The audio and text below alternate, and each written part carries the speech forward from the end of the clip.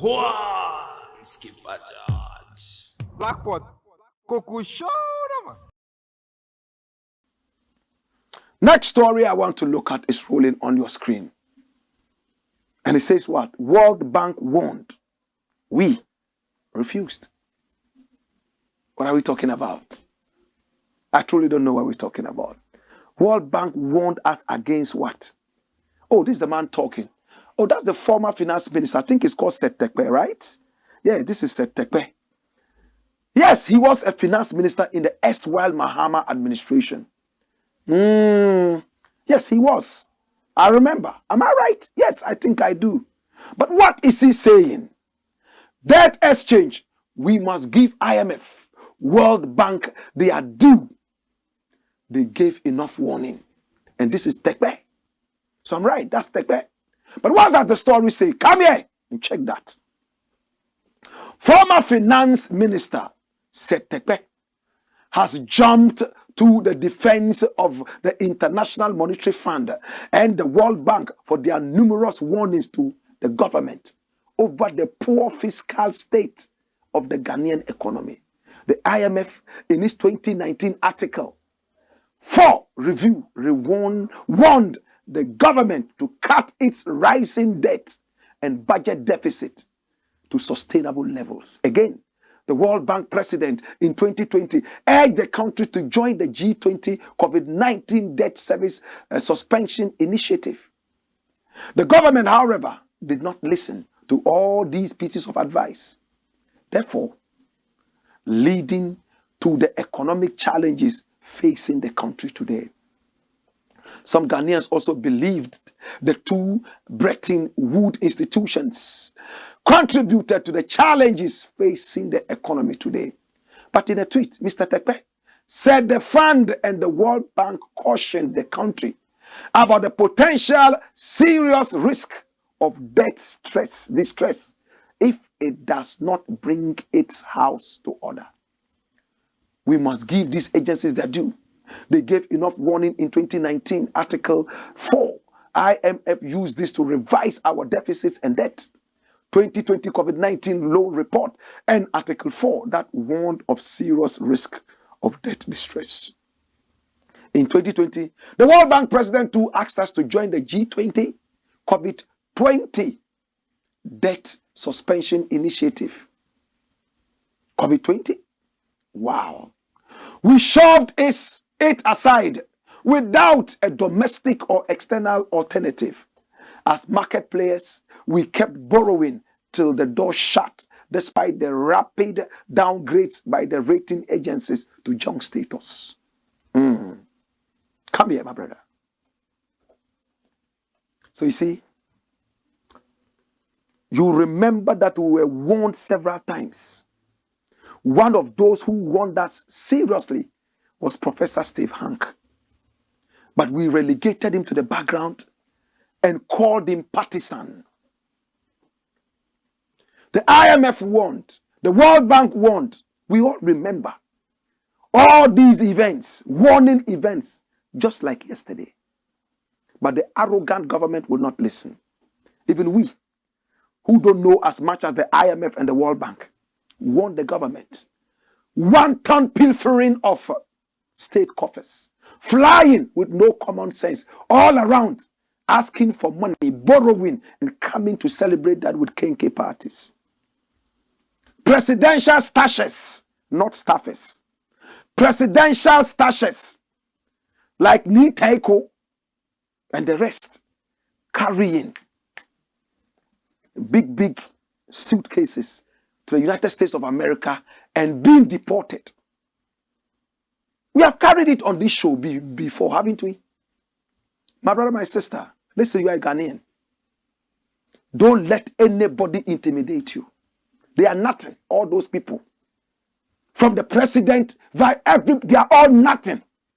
You know why they are nothing? Because you gave them your something. For they are nothing to become something. Without you, they are nobodies. Why should you be scared of these people? These nothings. Some of us, when we see them, we are frightened. We feel like, yes, we have seen some demigods. Idiots. These are people who are in government who will not even listen to us who put them there. They will also not listen to the technical authorities. They listen to themselves. And when the economy crashes, they arrogantly hold on to their guns. And when they realize that their guns have no ammunition, they now come to us, begging us, telling us, help me to help you. You must be crazy. These are the idiots in power. When they are sick, they run to America and England and cure themselves. Yet when me and you are sick, we die at Kolebu because there are no beds. We die at Kolebu because all the doctors are not ready. They are on strike. Hi! And it's even worse in Bimbila, where the water is not flowing. The electricity has been cut. So the morgue is there. Flies are running left, right, and center. In fact, playing football with the corpses. And you expect me to come to you with a bouquet of flowers and say, well done? You expect me to be scared of you? My brother, these are people who have no respect for us. Look how the president was going with his arrogance. Finance minister, know-it-all finance minister. That super wonderful team that Baumia was talking about, it has become a team of ignoramuses, inefficient ignoramuses. Now see where we are.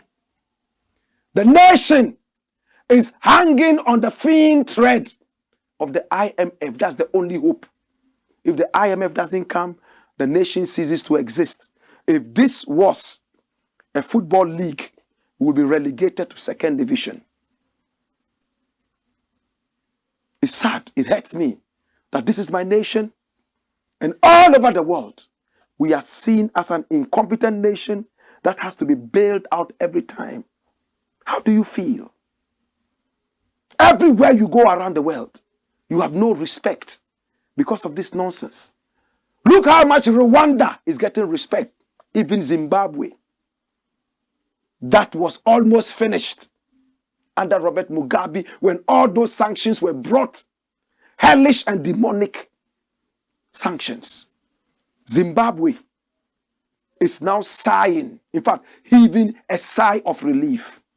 But we, the so-called beacon of Africa, the so-called gateway to Africa, the first country south of the Sahara to gain independence, we are gasping for air. If you are not sad, then you are not a Ghanaian.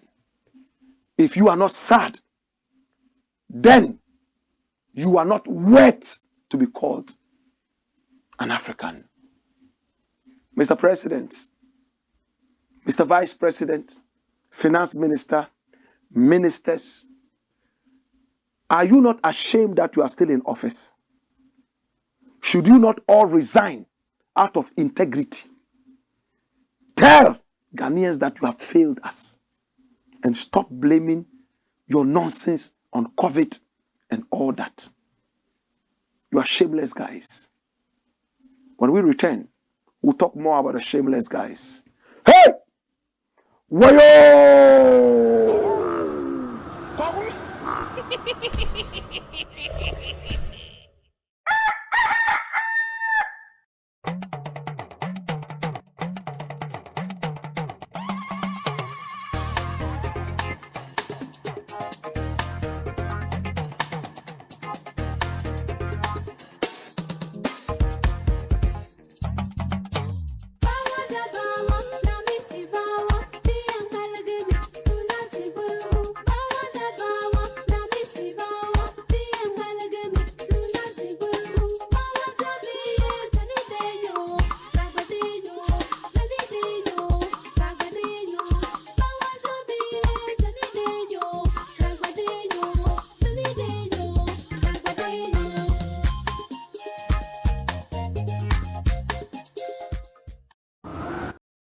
One skipper judge. Blackpot, Coco Show.